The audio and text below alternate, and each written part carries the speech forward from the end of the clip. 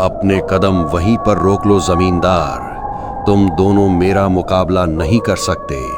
मैं यहाँ सिर्फ और सिर्फ तुम्हारी फसल बर्बाद करने आया हूँ। ज्यादा नौटंकी करोगे तो पूरे गांव को बर्बाद कर दूंगा और तुम दोनों को इधर ही खत्म कर दूंगा। मुझे मेरा काम करने दो, नहीं तो मैं किसी को नहीं छोड़ूंगा।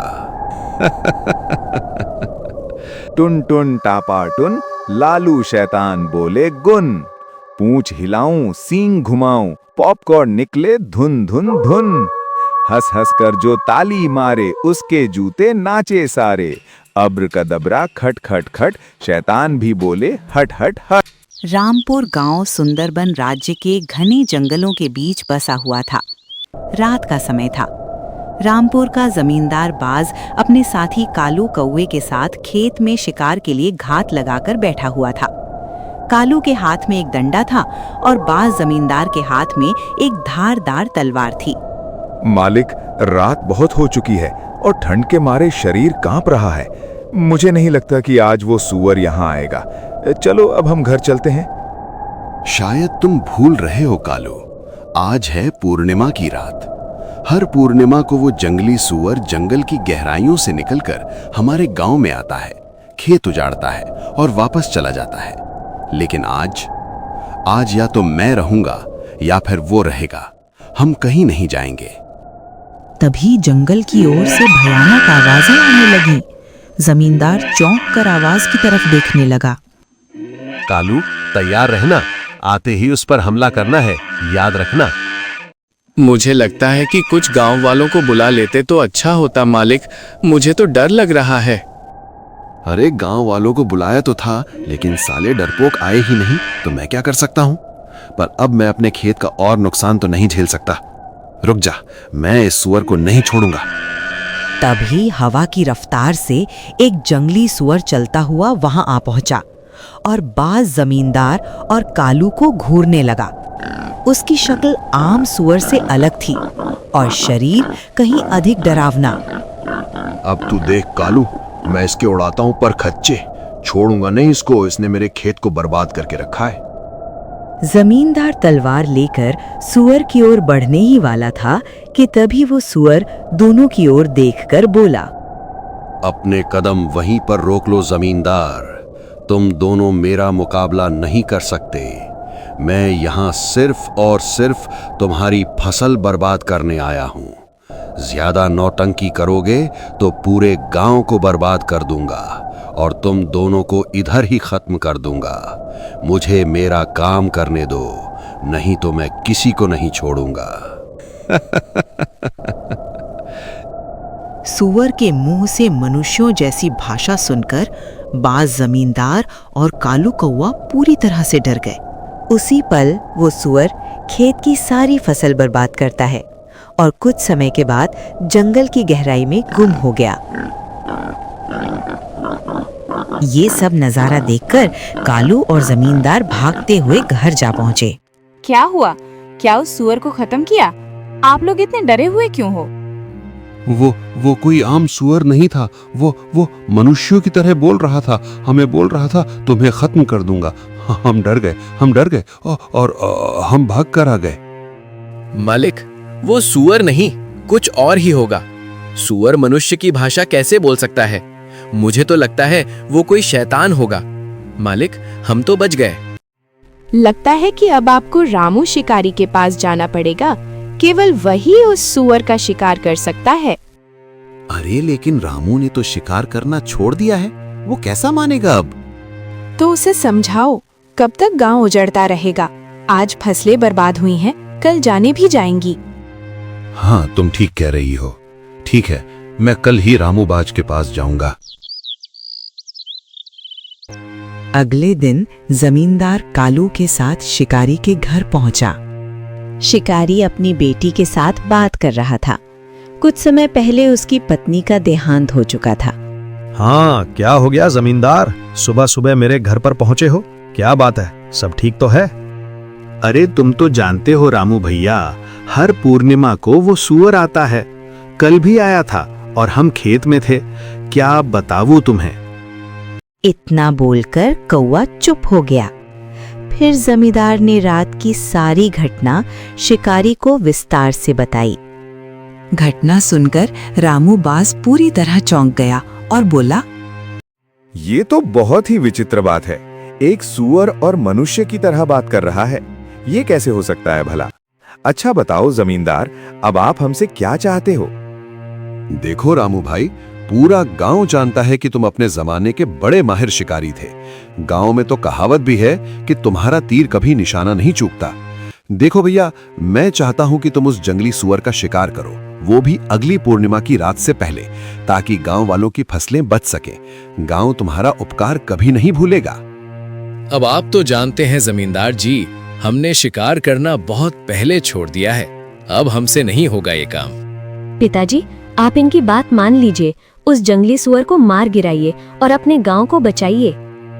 अरे नहीं बेटा, बात ऐसी है कि हमने तुम्हारी माँ को वचन दिया था कि हम अब कभी भी शिकार नहीं करेंगे और हम अपने वचन से पीछे नहीं हट सकते।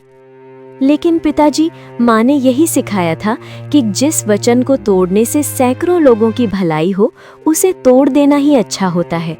अगर माँ होती तो शायद वो भी आपसे यही कहती।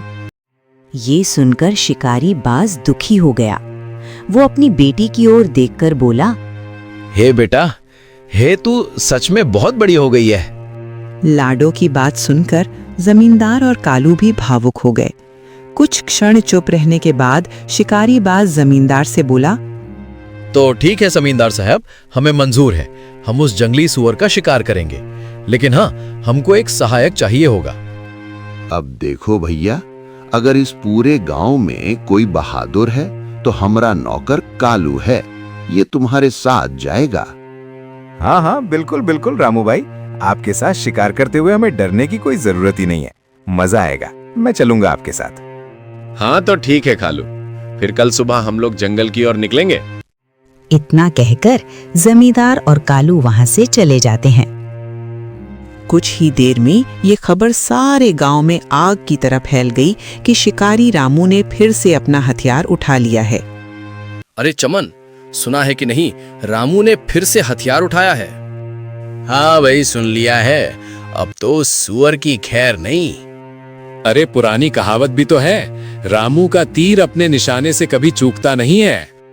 बात तो सही है, और हमारे पिताजी तो कहते हैं कि जैसा रामू शिकारी का निशाना है, वैसा निशाना तो भाई पूरे राज्य में किसी का नहीं है।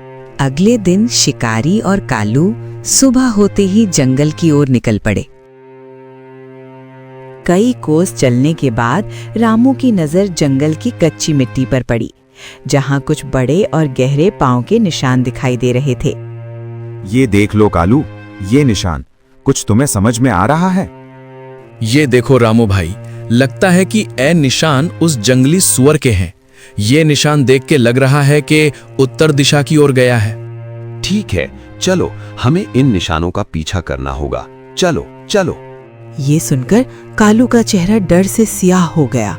उसने कांपती आवाज में कहा, राम राम राम राम, उत्तर दिशा का जंगल तो बहुत ही भयानक माना जाता है रामू भाई। उसके बारे में तो बड़ी अजीब अजीब अफवाहें सुनी हैं। आहा, तुम चिंता ना करो कालू, हम इस जंगल की ख्याति से बहुत अच्छे से वाकिफ हैं।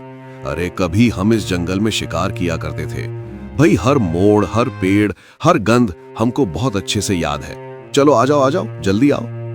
दोनों निशानों का पीछा करते हुए आगे बढ़ते गए। अचानक कालू का दायां हाथ दर्द से कर्रा उठा।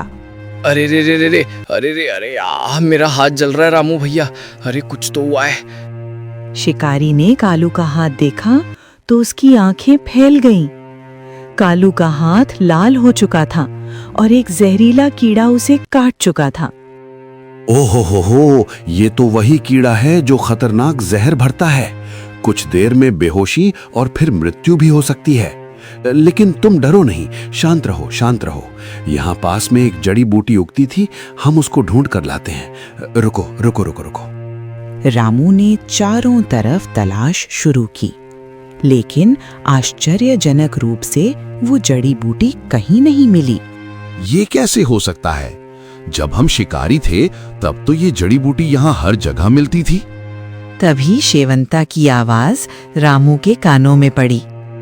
अब वो जड़ी बूटियां इस जंगल में नहीं मिलती। उस जंगली सुअर ने सब कुछ नष्ट कर दिया है।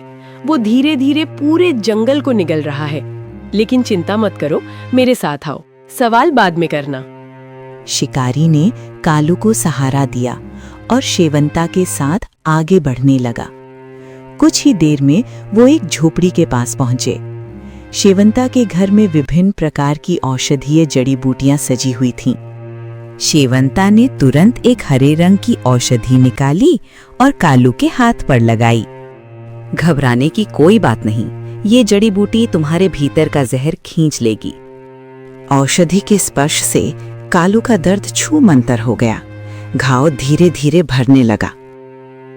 धन्य हो देवी, धन्य हो। आपने तो हमें जीवन दान दे दिया। आपका बहुत बहुत धन्यवाद। और इस घने जंगल में अकेली क्या कर रही हो? तुम्हें डर नहीं लगता क्या? इधर इतने खतरनाक जानवर जो हैं इस जंगल में। मेरा नाम शेवंता है। मैं बरसों से इसी जंगल में रहती हूँ। और हाँ, मैं तुम्हें जानती हूँ रामू, तुम वही शिकारी हो ना? शेवंता के मुंह से ऐसी बात सुनकर शिकारी रामू हैरान हो गया और बोला, वर्षों पहले हम शिकार किया करते थे, लेकिन अब नहीं, हमने छोड़ दिया है शिकार करना। कितना अजीब संजोग है ना। जब से तुमने शिकार छोड़ दिया है तभी से उस सुअर का आना शुरू हुआ है। उससे पहले तो वो सुअर इस जंगल में नहीं था।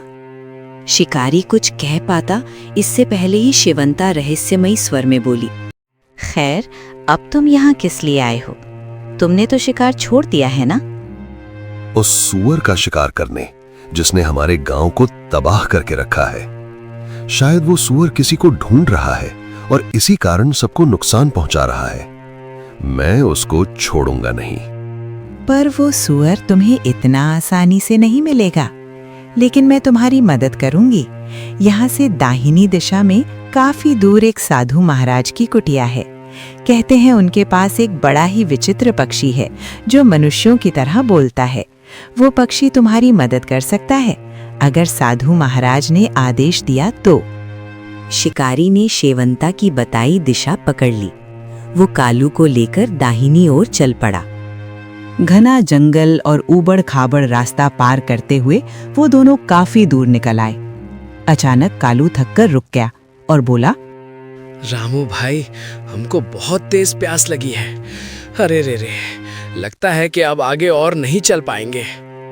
यहाँ आसपास तो कहीं कोई पानी न मिलेगा, लेकिन अगर कहीं कोई तालाब दिखे भी ना तो उसे पीने से पहले अच्छे से जांच लेना। इस जंगल में तालाब अक्सर जहरीले होते हैं। कालू आगे बढ़ा तो कुछ ही दूर उसे एक चमकता हुआ तालाब दिखाई दिया। वो फटकर उस तालाब की ओर दौड़ पड़ा और जैसे ही पानी पीने वाला ही था तभी उसके कानों में एक तेज आवाज टकराई। रुक जाओ, ये तालाब जहरीला है।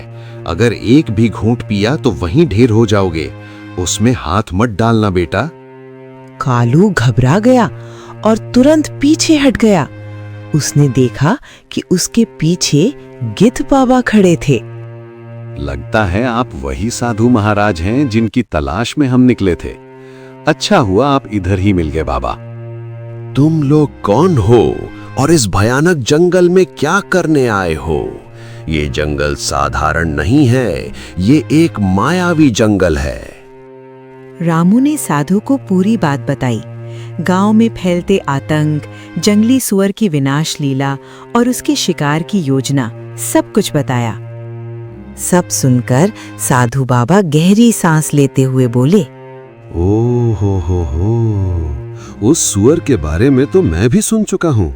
वो जंगल में तबाही मचा चुका है। तमाम दिव्य जड़ी बूटियों को नष्ट कर दिया उसने।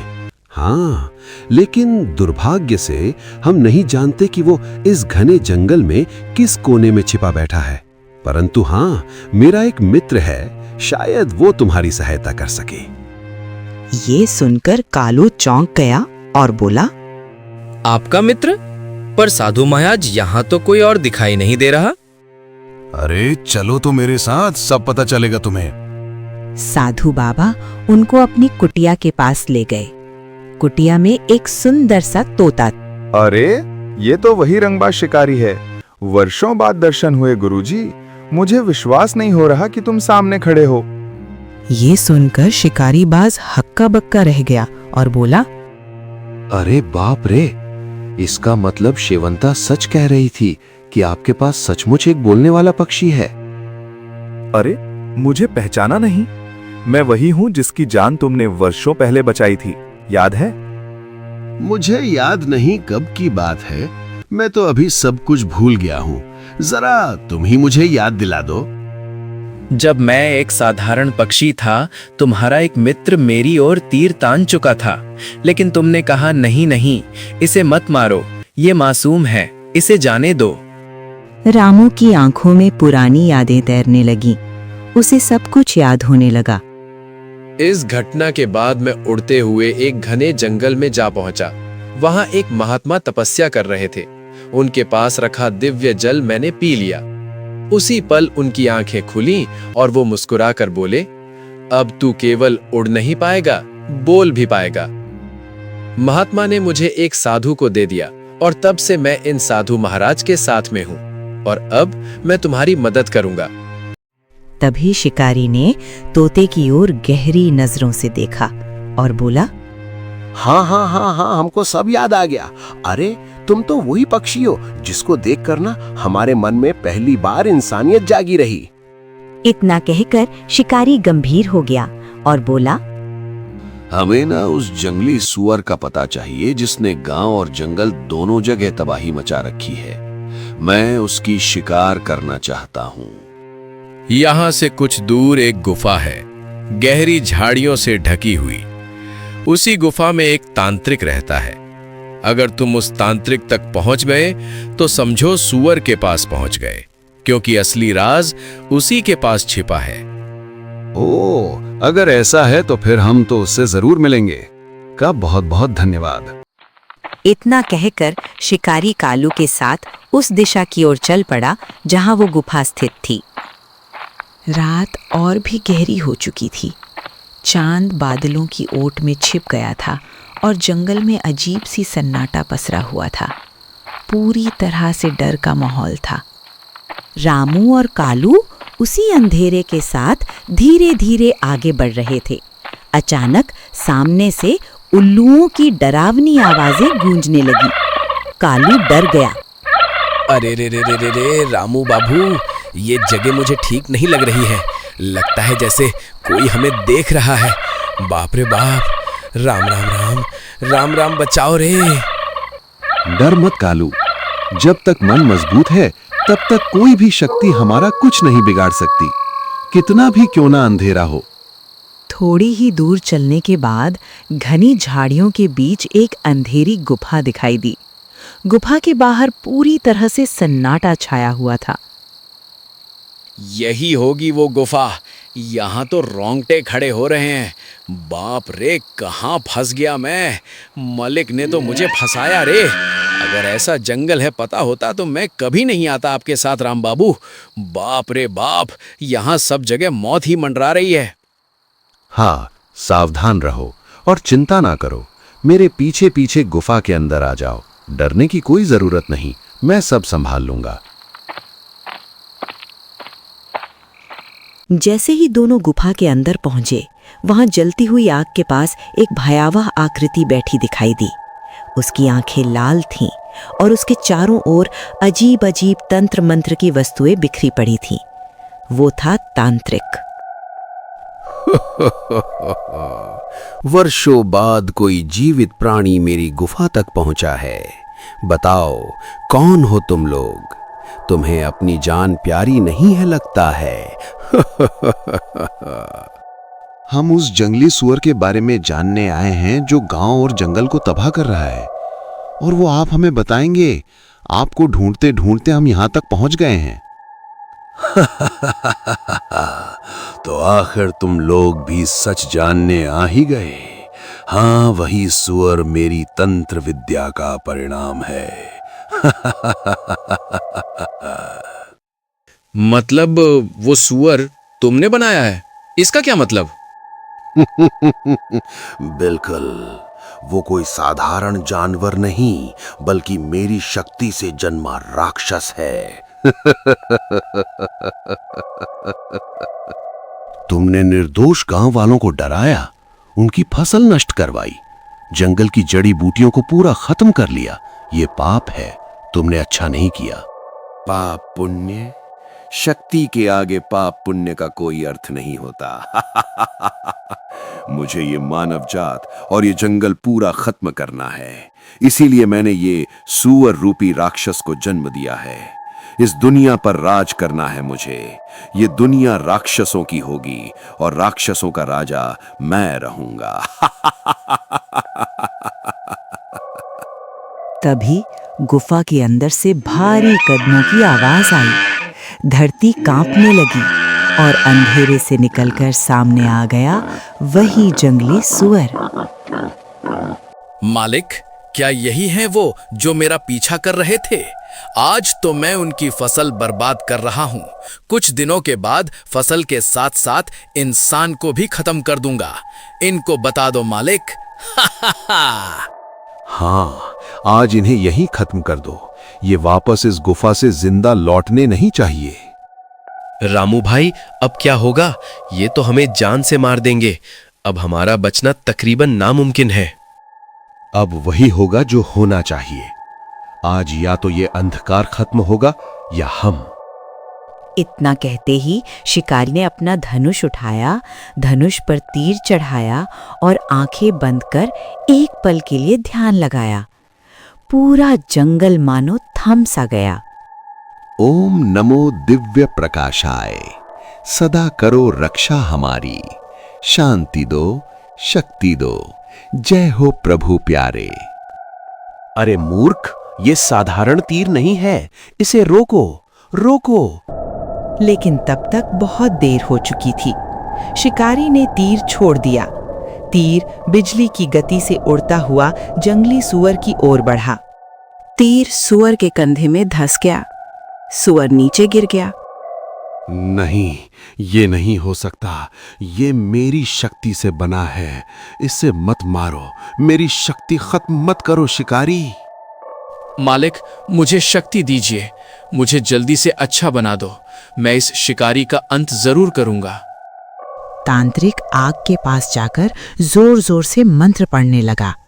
टुन टुन टापा टुन, लालू शैतान बोले गुन।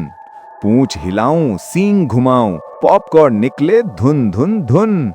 हंस हंस कर जो ताली मारे, उसके जूते नाचे सारे। अब्रकदब्रा खट खट खट, शैतान भी बोले हट हट हट। तभी शिकारी ने दूसरा तीर निकाला। ये तीर सिर्फ शरीर को नहीं, बुराई की जड़ को खत्म करने वाला था। दूसरा तीर सीधे तांत्रिक की ओर चला गया। आहा, आहा, मर गया रे शिकारी, तूने मेरा साम्राज्य खत्म कर दिया। तीर लगते ही तांत्रिक की शक्ति टूटने लगी। मंत्र रुक गए। सुअर लड़खड़ाने लगा। मैं बंधा हुआ था, मैं मजबूर था, मुझे ये सब करवाया जा रहा था। इतना कहते ही जंगली सुअर जमीन पर गिर पड़ा। उसका विशाल शरीर धीरे धीरे साधारण सुअर में बदलने लगा। कालू, असली बुराई खत्म हो चुकी है, अब सब लोग मुक्त हैं। तांत्रिक की देह राख में बदलने लगी। गुफा की आग अपने आप बुझ गई। कुछ ही पलों में सब शांत हो गया। बाहर चांद फिर से बादलों से निकल आया। कालू, जब तक भय की जड़ को खत्म न किया जाए, तब तक शांति नहीं आती। आज वो जड़ नष्ट हो गई। दोनों गुफा से बाहर निकले। जंगल अब डरावना नहीं, बल्कि शांत लग रहा था। दूर कहीं से पक्षियों की मधुर आवाज आने लगी। सुबह की पहली किरण जंगल में फैल चुकी थी। ओस की बूंदें पत्तों पर चमक रही थीं। रामू और कालू गांव की ओर लौट चले। रास्ते में वही तोता उनको मिल गया। मैं सब देख रहा था। बुराई का अंत हो चुका है। अब जंगल और गांव दोनों सुरक्षित हैं। अगर समय पर सही कदम न उठाया जाए तो छोटी बुराई भी राक्षस बन जाती है। कुछ ही देर में वे रामपुर गांव पहुंच गए। गांव वाले पहले से ही डरे सहमे इकट्ठा खड़े थे। जैसे ही उन्होंने रामू और कालू को देखा वो सारे खुश हो गए। बताइए, क्या वो राक्षसी सुअर खत्म हो गया? कुछ तो बताइए, क्या वो सुअर खत्म हो गया? उसकी शिकार हो गई? हाँ, अब ना वो सुअर आएगा न कोई डर। लेकिन याद रखना, डर से बड़ा कोई हथियार नहीं और साहस से बड़ा कोई समाधान नहीं। ये सुनते ही गांव में खुशी की लहर दौड़ गई और इसी के साथ रामपुर गांव की वो भयावह कहानी हमेशा के लिए समाप्त हो गई। दोस्तों, अगर हमारी कहानी आपको अच्छी लगी हो तो हमारे चैनल को जरूर सब्सक्राइब करना। अब मिलेंगे अगली कहानी में। Bye bye.